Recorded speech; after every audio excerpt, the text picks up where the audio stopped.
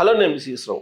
America అధ్యక్షుడు Trump తీసుకునేటువంటి నిర్ణయాలు రోజుకో రకంగా ఉంటున్నాయి, వివాదాస్పదంగా ఉంటున్నాయి, సంచలనాత్మకంగా కూడా ఉన్నాయి. ఆయన తీసుకునేటువంటి నిర్ణయాలు ప్రపంచంలో ఉన్నటువంటి అన్ని దేశాల మీద ప్రభావం పడుతుంది. ఇప్పుడు తాజాగా ఆయన తీసుకున్నటువంటి నిర్ణయం ఏంటంటే, మీరు ఎవరైనా సరే ఇల్లీగల్గా ఉన్నా, లేదు చట్టానికి విరుద్ధంగా ఉన్నా, లేదు ఆల్రెడీ వచ్చి టైంకి మళ్ళీ తిరిగి వెళ్ళలేక ఇక్కడే ఉన్నా, మీరు కనుక దేశం విడిచి వెళ్ళిపోతే సొంత ఖర్చులతోటి మేమే పంపిస్తాము అని చెప్పి ఆయన చెప్తున్నారు. ఇప్పుడు ఇది ఒక ఆఫరు.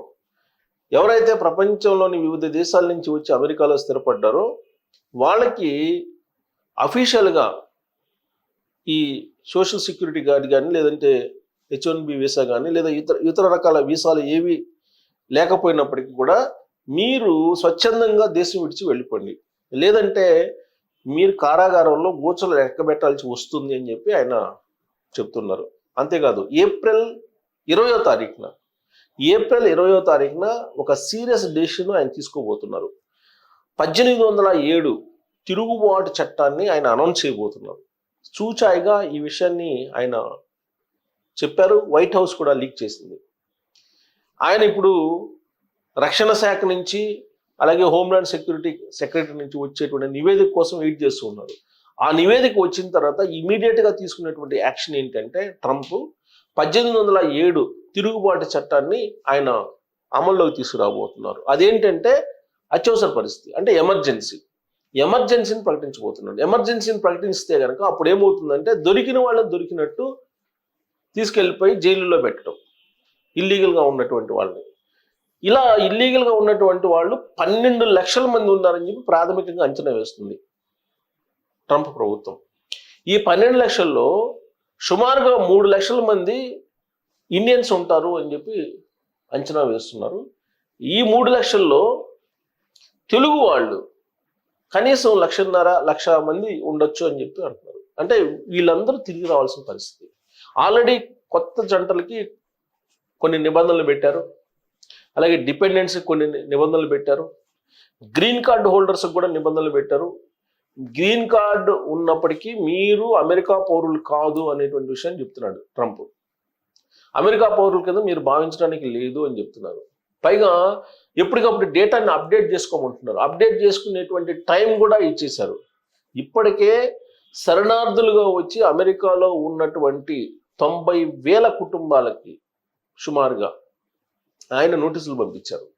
మీరందరూ తిరిగి మీ దేశాలకు వెళ్ళిపోండి అని చెప్పి చెబుతున్నారు. వాళ్ళందరూ గ్రీన్ కార్డు హోల్డర్లే, శరణార్థులుగా వచ్చి గ్రీన్ కార్డు పొందారు వాళ్ళు వివిధ దేశాల నుంచి. ఆ 90,000 కుటుంబాలను గుర్తించి వాళ్ళకు నోటీసులు పంపించి 90 రోజులు గడువు ఇచ్చారు. ఈ 90 రోజుల గడువు లోపల మీరు కనుక వెళ్ళకపోతే మీకు రోజుకి $85 ఫైన్ వేయడంతో పాటు అదనపు రుసుములు వసూలు చేయాల్సి వస్తుంది అనేటువంటి ఒక వార్నింగ్ కూడా ఆయన ఇచ్చారు.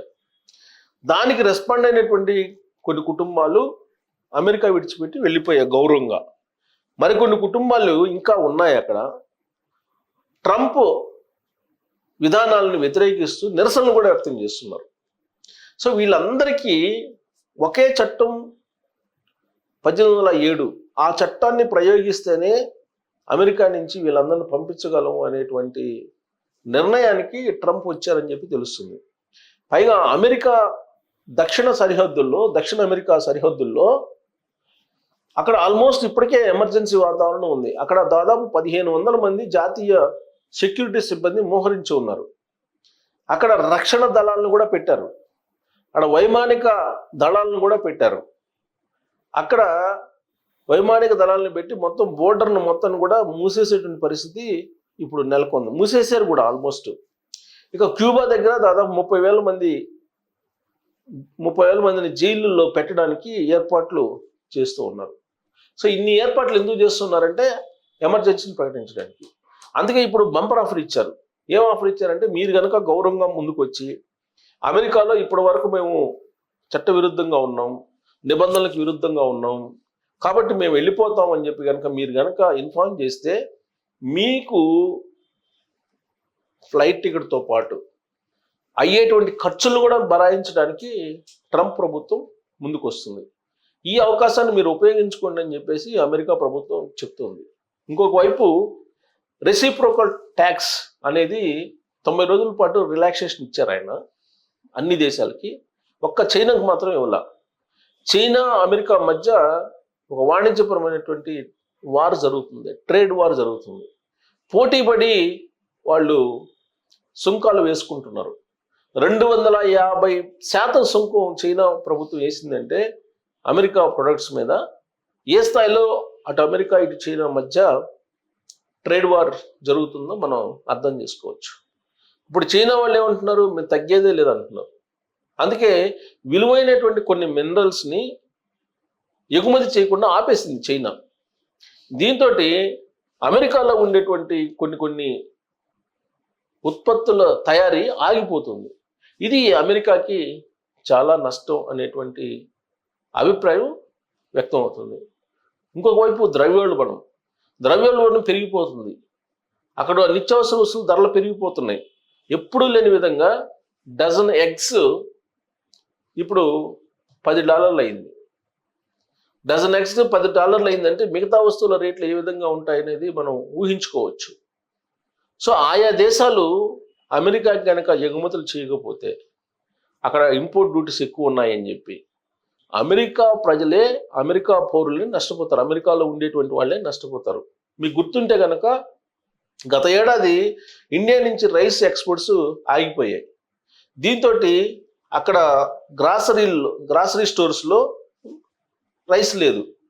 ఉన్నటువంటి రైస్ని కొనుగోలు చేయడానికి పోటీ పడి భారీ క్యూలతోటి మనకు కనిపించారు చాలామంది, మనకు ఎన్ఆర్ఐలు కూడా. ధర కూడా అత్యధికంగా పెట్టి కొన్నారు. సో అలాంటి పరిస్థితి ఇప్పుడు అమెరికాలో రాబోయేటువంటి రోజుల్లో రాబోతుందని చెప్పి మనం చెప్పచ్చు. అందుకే ట్రంప్ ముందుగానే ఏం చెప్తున్నాడంటే, మీరు ఇక్కడి నుంచి వెళ్ళిపోండి, గౌరవంగా వెళ్ళిపోతే మేము ఛార్జీలు ఇచ్చేసి మీకు గౌరవప్రదంగా అన్ని సౌకర్యాలు, అన్ని ఏర్పాట్లు చేసి మీ దేశానికి పంపిస్తాం. అలా కాకుండా మేము ఇక్కడే ఉంటాం, మేము ఇక్కడే తింటాం, ఇక్కడే తిరుగుతాం, ఇక్కడే చస్తాం అని చెప్పి అనుకుంటే మాత్రం మిమ్మల్ని పట్టుకొని జైళ్ళల్లో పెట్టి చేతులు కాళ్ళు కట్టేసి మీ స్వదేశానికి పంపిస్తామని చెప్పి చెప్తుంది ట్రంప్ ప్రభుత్వం. మరి ఆయన ఈ ఆఫరు ఈ నెలాఖరు వరకు ఇచ్చారు. ఈ నెలాఖరు లోపల మీరు మీ దేశాలకు కనుక గౌరవంగా వెళ్తే అన్ని ఖర్చులు భరాయిస్తామని చెప్తున్నారు. ఈ నెలాఖరు వరకు చూసి ఆయన 20వ తారీఖున ఒక నిర్ణయం తీసుకోబోతున్నారు. మరి ఆ 20వ తారీఖు తీసుకుంటారా, కొంచెం పోస్ట్ పోన్ చేస్తారా అని అంటే, మరి ఈ నెలాఖరు వరకు స్వచ్ఛందంగా వెళ్ళిపోమని చెప్పి చెప్తున్నారు కాబట్టి ఒకసారి రిలాక్సేషన్ ఇవ్వచ్చు. ఎందుకంటే రక్షణ శాఖ నుంచి, అలాగే హోమ్లాండ్ సెక్యూరిటీ నుంచి నివేదిక రావాలి. అది వచ్చిన తర్వాత ఈయన స్టడీ చేయాలి. ఈయన ఎగ్జిక్యూటివ్ ఆర్డర్ ఏదైతే ఇచ్చారో దాని యొక్క ప్రోగ్రెస్ రిపోర్ట్ ఎలా ఉందో వీటన్నిటిని అధ్యయనం చేసిన తర్వాత ఒక నిర్ణయం తీసుకుంటారు. ఈ లోపుగా గౌరవంగా వెళ్ళకపోతే కనుక బలవంతంగానైనా సరే ఆయా దేశాలకి, వాళ్ళని సొంత దేశాలకి, స్వదేశాలకి పంపించడానికి ట్రంప్ ప్రభుత్వం సిద్ధమైంది. కాబట్టి గౌరవంగా మీరు మీ దేశాలకు వెళ్ళిపోతారా, లేదంటే బలవంతంగా జైళ్ళలో మగ్గి అక్కడి నుంచి స్వదేశాలకు చేరుకుంటారనేది అక్రమంగా, ఇల్లీగల్గా ఉన్నటువంటి అమెరికా విదేశస్తుల ఇష్టం. దాంట్లో మనవాళ్ళు కూడా ఉన్నారు. సో మనవాళ్ళు కూడా ఇబ్బందులు పడుతున్నారు. మరి అక్కడ ఉన్నటువంటి ఇబ్బందులు ఏంటి, ఇదంతా కూడా స్పెక్యులేషన్ అయినా లేదంటే అక్కడ ప్యానిక్ సిచ్యువేషన్ ఉందా అనే దాని మీద మీరు కామెంట్ చేయొచ్చు. Thank you.